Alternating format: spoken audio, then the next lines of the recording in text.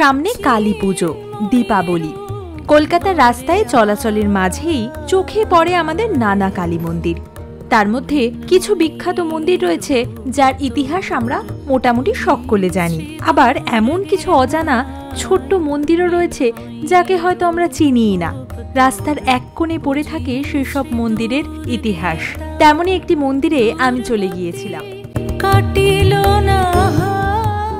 দক্ষিণ কলকাতার ঠিক গড়িয়াহাটের ট্রায়াঙ্গুলার পার্কের পাশেই। চারিদিকে সুদৃশ্য ঝাঁ চকচকে বাড়িঘরের আড়ালে এক প্রকার ঢাকাই পড়ে থাকে এই মন্দির। কিন্তু এই ছোট্ট মন্দিরটির আড়ালেই রয়েছে এক ভয়ঙ্কর গা ছমছমে ইতিহাস। জানেন কেন ভয়ঙ্কর বলছি? কারণ এই মন্দিরের প্রতিষ্ঠাতা যে কোনো সাধারণ মানুষ নয়, এক দুর্দান্ত ডাকাত। সেই ডাকাতের নাম মনোহর বাগদি, যার নামে কলকাতার এই অঞ্চলটির নামও মনোহর পুকুর রোড হয়েছিল। অবশ্য বর্তমানে এই রোডটির নাম বদলে হয়েছে পূর্ণদাস রোড। তখন সবে পলাশীর যুদ্ধ শেষ হয়েছে, বাংলাতে তখনও পুরোপুরি কোম্পানির শাসন শুরু হয়নি। ঠিক সেই সময় এই মনোহর ডাকাতের ভীষণ উৎপাত। কলকাতার দক্ষিণের যে এলাকাটা, সেটা তখন এইসব বাড়িঘর তো রাস্তাঘাট ছিল না, গভীর জঙ্গল ছিল এবং মাঝ দিয়ে বয়ে যেত আদি গঙ্গা। সেই জঙ্গলের গভীরে সেই সময় দুর্ধর্ষ ডাকাত মনোহর বাগদির ডেরা।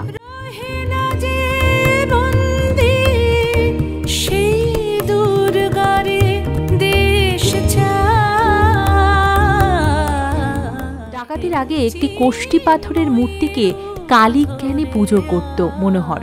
বর্তমান কালী মন্দিরটির বাইরে একটি ছোট্ট লাল মন্দির রয়েছে, এখানে আপনারা দেখতেই পাচ্ছেন।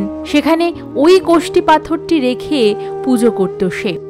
তবে কথিত আছে যে প্রতিদিন ডাকাতি করতে যাওয়ার আগে মনোহর এই পুজো করার মূর্তিটি দড়ি দিয়ে বেঁধে ডেরার পাশে একটি পাতকুয়ো ছিল সেখানে ফেলে দিত।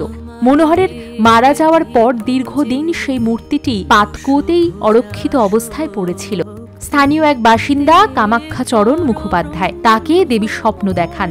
এরপরেই কামাখ্যাবাবু বর্তমান মন্দিরটি তৈরি করে দেবীকে প্রতিষ্ঠা করেন। যেহেতু এই দেবীর প্রকৃত পূজারী ছিল মনোহর ডাকাত, তাই তার নাম অনুসারেই এই মন্দিরের নাম হয় মনোহর ডাকাতের ছানাকালী। এবার আপনারা ভাবছেন ছানাকালী কেন? আসলে ছানাকালী অর্থাৎ মূর্তিটির আকৃতি এতটাই ছোট যে তাকে ছানাকালী বলা হয়। পাতকুয়ো থেকে যখন উদ্ধার করলো তখন ওই মা কালীর গায়ে ছিল না কোনো অলংকার, গলায় ছিল তার কঙ্কালের মালা আর হাতে আসল মানুষের মাথার খুলি। এটা কোষ্ঠী পাথরের ছোট মূর্তি, ওটা মনোহর ডাকাত পেয়েছিলেন। উনি ওটা পুজো করে ডাকাতি করতে যেতেন। এখন তারপর ওনারা একটা পুরোহিত রেখেছিলেন। পুরোহিত দেশেই যে পুরোহিতের বংশটা চলে আসছে সেটাই আমার পূর্বপুরুষ। কালী পুজোটা খুব বড় করে পুজো হয়। তাছাড়া আমাদের মা কালী খুবই জাগ্রত। পরে এসে অনেকের মনস্কামনা পূরণ হয়েছে, অনেকের যারা মানত করে যায় তাদের অনেক রকম আশা পূরণ হয়, তারা এসে আবার পরে পুজোও দিয়ে যায়।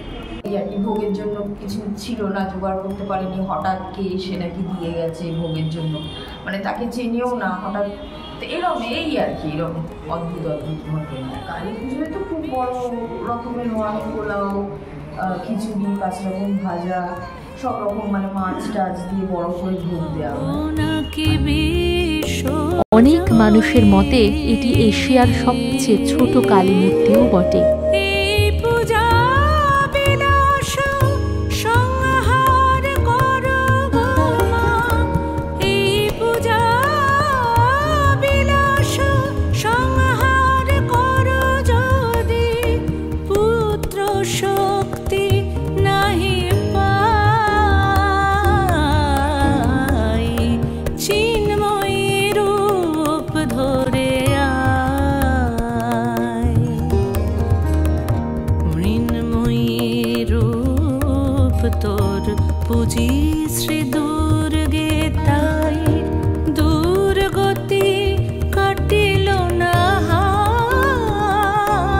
মন্দিরের আশেপাশটা যতই কংক্রিটের জঙ্গল হোক না কেন, মন্দিরের পরিবেশ এতই শান্ত যে আজও এই মন্দিরে পা দিলে গায়ে কাঁটা দিয়ে উঠতে পারে।